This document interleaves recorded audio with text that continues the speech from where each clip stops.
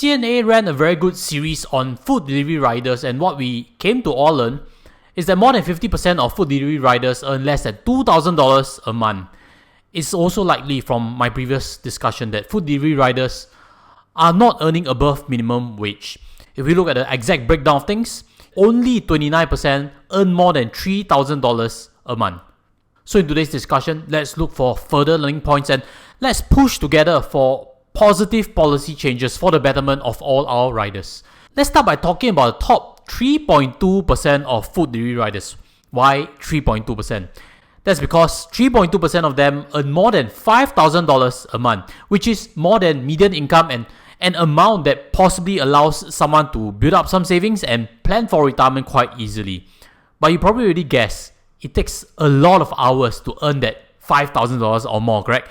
And if you need proof, hear from the fellow riders. Diamond are people who really work at least like 16, 18 hours and easily in 1 month they make probably about 4K, 5K. No, actually the top of the top make more than $5,000. According to this article, someone actually made $8,511 from 31 days of work. What about this sharing over here? $11,274 from 1 whole month of work. It is possible to clock big amounts of commission checks, but today we'll raise up 2 key problems for discussion. The first, which is quite obviously the elephant in the room, food delivery riders are getting into quite a lot of accidents. This job by nature is outdoor, there's a lot of exposure to elements, and as we can see in this breakdown, riders who earn more than $5,000 an hour, the median working hours is 12. That is a huge amount to ask from anyone, which also means like 7 AM to 7 PM, whole day on the road. The next logical question will be, is there a correlation between the hours of work on the roads and accidents? And quite clearly the answer is yes. According to this article, riders who earn more from food delivery work spend more hours a week doing food delivery and are more likely to get into accidents that require medical attention. The proportion of those who had an accident who required medical attention increased steadily among drivers who earn higher incomes, and 36.6% of those who earn above $3,000 have actually met an accident before. If we were to look at exact breakdowns, this chart over here describes the situation. On the left, boxed up in red, are riders who are earning more than $3,000. And compare that to the green box, you realize that those earning less than $1,000, 75.7% of them have not met an accident before. What about the box on the right? Number of hours working as a rider. We would realize that those who are working 51 hours and above, 9.3% of them have met 3 or more accidents already. If we compare that to someone who has worked 10 hours and less, that is almost double the amount. And it's quite safe to say that the number of hours on the road is strongly correlated to the accident rate. From this graph, I think it's also fair to deduce that quite possibly the safe working number of hours is probably up to 30 hours, because the percentage of those who have met an accident is still not too high. Again, the concluding point is more trips, longer hours. Make each trip faster, and all this equates to more accidents. Not just that, there's actually incentives for riders to ride it out in the rain. I will work during the rainy periods because there is definitely an extra surge fee to work under the rain sometimes. Because it rained, so they actually gave us like a surge fee, so extra $2 per order. A $2 surge fee for that kind of risk? Putting your bodies on the line, is it really worth it? Let's also ask a deeper question. Is the platform taking anything away from this surge? Because this is quite obviously a risk premium, correct? You put your bodies online to work in the rain. Is the platform, who is doing nothing much other than matching the orders, taking any cut of this surge from the poor riders who are drenched in the rain? Is this a fair outcome? The second problem that I would like to raise, is there something wrong with the reward systems of the platforms? If there's really nothing wrong with the reward system, then why is there so much complaints that this high income is actually not sustainable? Let's read this sharing the section on article. Max's experience as a rider who has successfully obtained higher income up to $10,000 is illustrative of the risks that riders have to put up to achieve such incomes. The first year was perfectly good. I could occasionally hit 5 figures. I tried working for 20 days straight without off, and each day was actually 12 to 16 hours. But the very day when I took a break, I became very sick. It was not just a normal fever, it was a breakdown requiring 4 or 5 days of rest. If we were to pull back the images that I've shown just now, of the $8,511 income from this grabfood rider, you realize that he worked every day. What about the $11,274 income rider? you realize that he also worked every day. Working every day is quite clearly not sustainable. And we have to ask this question: is it the rider's fault for chasing the money carrot dangled in front of them? Or do these platforms actually need to look at themselves for dangling the carrot? Just in case you missed the first part, there are actually tiers in the system such as Diamond tier that disincentivizes or penalizes the driver from stopping work early. The harder you hustle, the more you'd earn. The truth is, it's not how hard you work, it's how the algorithm works. The higher the tier, the more benefits they get, such as being able to book shifts, which means they get priority orders during these timings. And here's where it gets competitive. Once you get onto a tier, you need to take a minimum number of orders or risk being downgraded and losing all the benefits tied to it. We have to all ask this question: if platforms continue to hold the Chiong riders hostage with the risk of being downgraded to a lower tier, are they actually creating fear on these riders to slow down and actually take care of themselves? If we don't cap the working hours and the working number of days for these riders who want to Chiong, what's the consequence? Is it more road accident? At the end of the day, even maids have a mandatory 1 day off nowadays.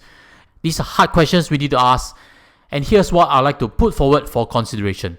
This pure gig economy puts a lot of risk on the freelancers. They take on income risk, which is no work, no income. They take on health risk, which is no MC, no hospital leave, no maternity or paternity leave to stay back at home for the family.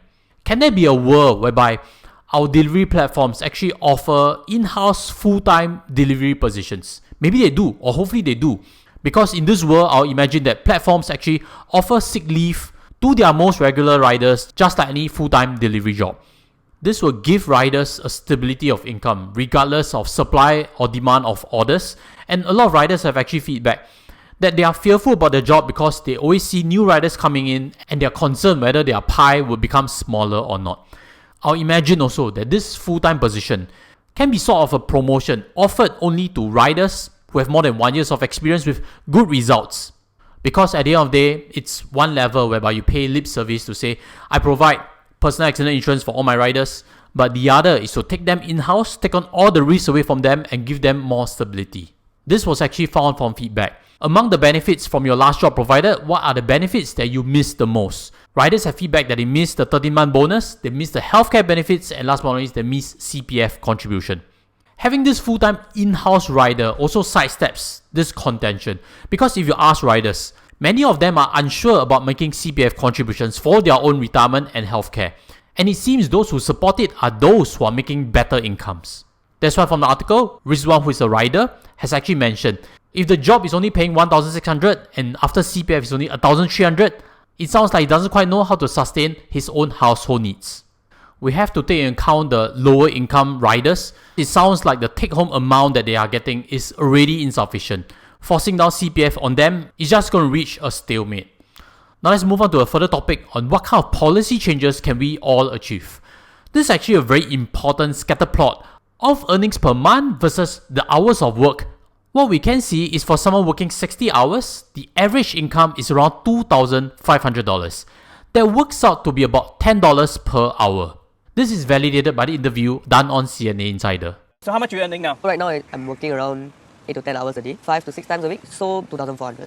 What I think we need to discuss in this policy is this zone of working above 60 hours. Not that we need to reduce the working hours to the 44 hours mandated by MOM, because quite simply, food delivery, there's a lot of waiting periods, and I'd like to guess that working above 60 hours is quite possibly dangerous to health.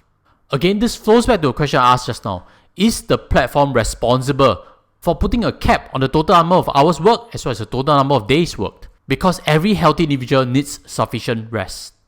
Now let's focus on this next box over here, who are riders earning less than $2,000 minimum wage, but clocking in a full-time shift of 40 to 60 hours.